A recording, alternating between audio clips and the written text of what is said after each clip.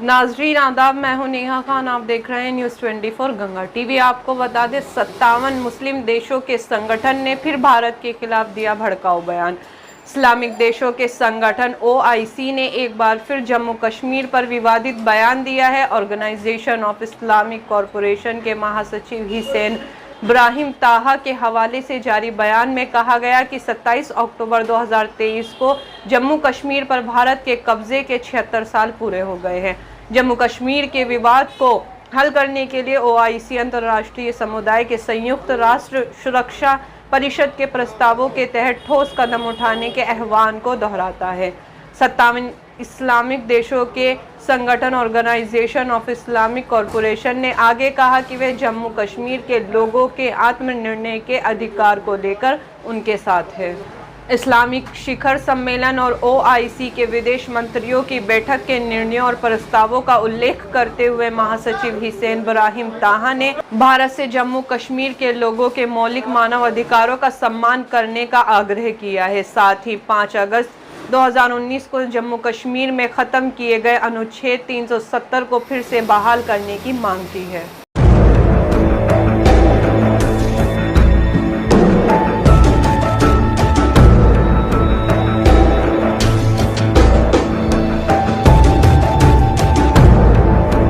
वहीं यूट्यूबर अब्दुल्ला पठान को पुलिस की वर्दी पहनकर वीडियो बनाना महंगा पड़ गया। मुरादाबाद के कुंदरकी से झोला छाप हकीम यूट्यूबर अब्दुल्ला पठान का पुलिस वर्दी में एक वीडियो सोशल मीडिया पर वायरल हुआ था। थाने के सब इंस्पेक्टर ने कहा कि आरोपी अब्दुल्ला पठान ने पुलिस की वर्दी पहनकर वीडियो बनाई और उसे सोशल मीडिया पर वायरल कर दिया। वंचित आरोपी यूट्यूबर अब्दुल्ला पठान के खिलाफ धारा 171 के तहत मुकदमा दर्ज किया गया है।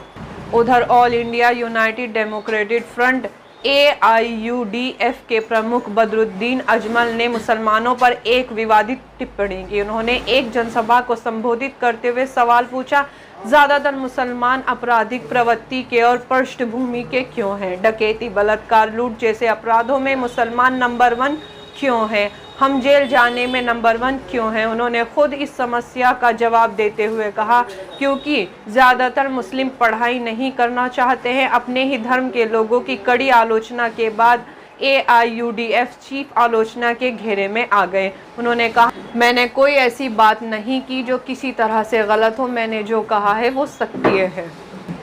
बाबरी मस्जिद के मामले में सुप्रीम कोर्ट का फैसला पूरी तरह गलत था। उद्घाटन समारोह में PM मोदी के शामिल होने की खबर पर मौलाना महमूद मदनी की तीखी प्रतिक्रिया। जमीयत उलमाए हिंद के अध्यक्ष मौलाना महमूद असद मदनी ने आगामी 22 जनवरी 2024 अयोध्या में राम मंदिर के उद्घाटन अवसर पर प्रधानमंत्री नरेंद्र मोदी की संभावित भागीदारी और कुछ मुस्लिम नेताओं द्वारा प्रस्तावित मस्जिद की नींव रखने के लिए प्रधानमंत्री से अपील करने पर तीखी आलोचना की है। एक बात ये कही जाती है अयोध्या से मुताल्लिक कि वहाँ मस्जिद बनाई जा रही है, हमारे वजीर आज़म जाएंगे, उसका इफ्तिताह करेंगे, ऐसी खबरें आ रही हैं। तो हम इस बारे में बहुत वाज़ेह तौर पर 2 बात कहना चाहते हैं। एक तो ये कि हम उस फैसले को जो अयोध्या के बारे में आया है कोर्ट की तरफ से, उस फैसले को सही नहीं मानते हैं। हमारा ये मानना है कि वो फैसला गलत माहौल में, गलत तरीके से, गलत बुनियादों पर किया गया है। एक बात। दूसरी बात यह कि मुल्क के वजीर आजम को ना किसी मंदिर, ना किसी इबादत गाह के इफ्तिताह के लिए, संग बुनियाद के लिए बिल्कुल नहीं जाना चाहिए। इससे अपने आप को दूर रखना चाहिए। मजहब का मामला अवाम का मामला है, अवाम हो, मजहबी रहनुमा हो, वो करें। और मैं अपनी जमीयत उलमा के जिम्मेदारों से यह कहना चाहता हूँ, चाहे वहाँ के हों चाहे कहीं और के हों, कि अगर वो इस तरह के अमल में कुछ हिस्सा लेंगे, चाहे उनका हिस्सा लेना ज़बानी बयान के ज़रिए से हो या अमली तौर पर हो, ऐसे लोगों के खिलाफ तादीबी कार्रवाई की जाएगी। मौलाना मदनी ने अपने बयान में कहा, हम स्पष्ट रूप से यह कहना चाहते हैं कि अयोध्या विवाद में सुप्रीम कोर्ट के जो निर्णय किया था, हम उसको सही नहीं मानते हैं। शुक्रवार को मौलाना मदनी ने अपने बयान में कहा कि जमीयत उलमाए हिंद ने सुप्रीम कोर्ट के फैसले के तुरंत बाद अपनी स्थिति स्पष्ट कर दी थी।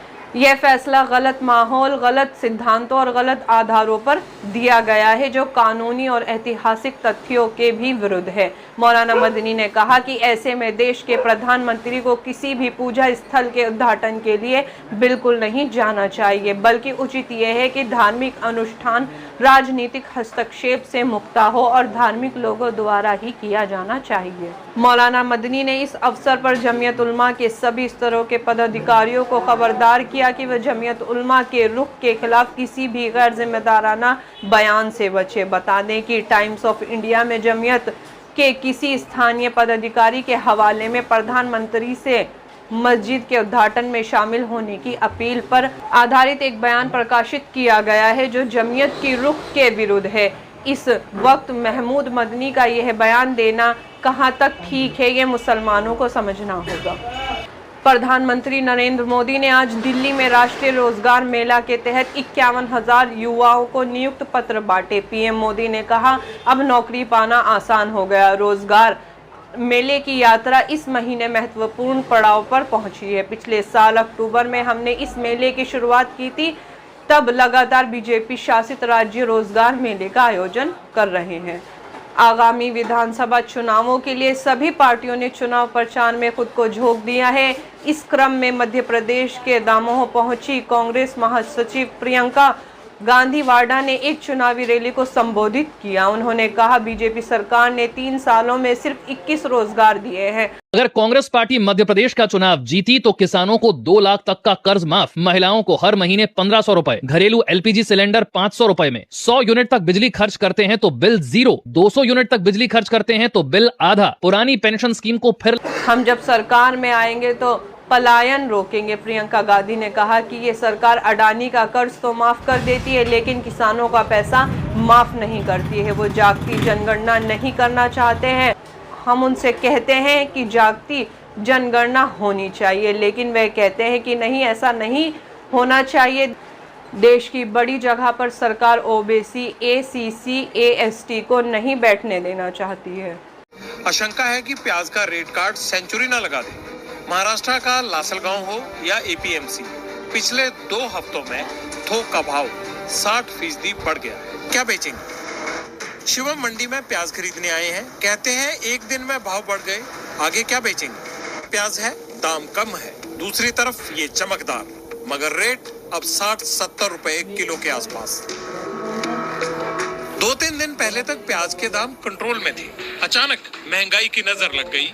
पहले टमाटर तो अब प्याज के भाव बढ़ गए। शिवम मंडी में प्याज खरीदने आए हैं, कहते हैं एक दिन में भाव बढ़ गए, आगे क्या बेचेंगे?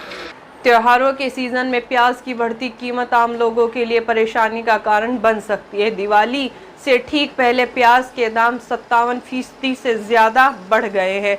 खबर के मुताबिक खुदरा बाजार में प्याज की कीमत 47 रुपये प्रति किलोग्राम तक पहुंच गई है। दिल्ली के थोक मंडियों में 5 दिन पहले तक जहां प्याज 25 से 30 रुपये किलो बिक रहा था, वहां आज की तारीख में 45 से 50 रुपये किलो तक पहुंच गई हैं। आपके शहर में क्या है प्याज के भाव? कमेंट करके बताएं। Bureau report, news 24 Ganga TV. आपको हमारी ये वीडियो कैसी लगी? हमारी वीडियो को लाइक, कमेंट, शेयर और हमारे चैनल को सब्सक्राइब ज़रूर करें। अगर आप हमारी ये वीडियो फेसबुक पर देख रहे हैं तो हमारे फेसबुक पेज को ज़रूर फॉलो करें।